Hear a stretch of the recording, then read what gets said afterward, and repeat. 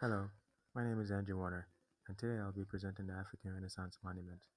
The African Renaissance Monument is a bronze statue that stands at 49 meters tall, and the statue is located outside of Dakar, Senegal, on the Twin Hills. The construction of the African Renaissance Monument began when Abdoulaye Wade, the president of the Senegalese, saw the statue as part of Senegal's prestige ventures. Abdoulaye Wade's goal is to create monuments to signal a new age of African Renaissance. The African Renaissance Monument was designed by Senegalese architect Pierre and constructed by Massoud Overseas Projects, a North Korean company, after a proposal by President Abdoulaye Wade. The site planning began in 2006, and the construction of the bronze statue began on April 3, 2008. The statue was supposed to be finished in December 2009, but delays pushed it into early 2010, Senegalese National Day, commemorating the country's 50th anniversary of independence from France. This is the tallest statue in Africa. The African Renaissance Monument shows a woman who's unable to balance her weight. The statue shows a man holding on to the woman. The woman's arms, legs, and hair are trailed behind her to show how she is falling back as the man holds on to her.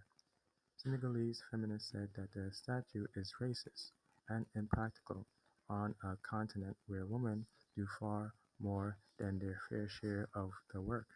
The statue shows a woman wearing a piece of fabric that reveals her legs and barely covers her breasts. The statue is exposing the skin of a woman, and that's forbidden in the Islamic faith.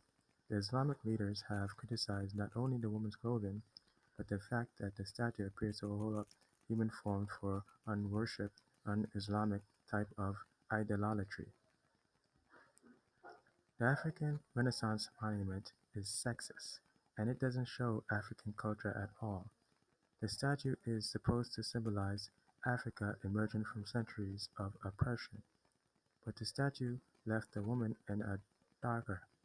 This is a picture of a historian from Africa, and her name is Penda Mbao. This is what Penda Mbao has to say about the African Renaissance Monument. She said, the woman in the statue, she is completely subjected to man. It's the man making the decisions. It's the man as a protector, and that doesn't fit in with African reality.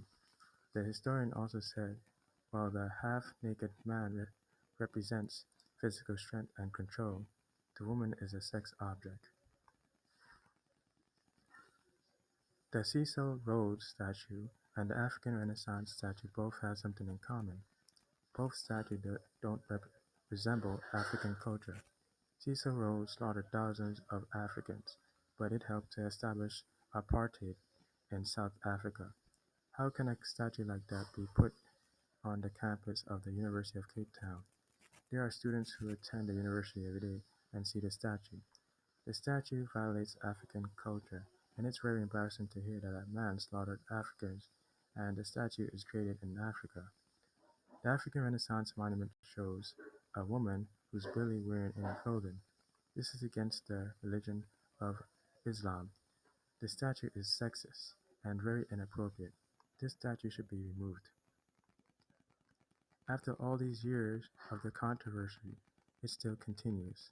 There has not been any change with the African Renaissance Monument. The statue still remains in Dakar, Senegal, and thousands of people from different countries visit the statue. The president of Senegal is the only person who is satisfied with the monument.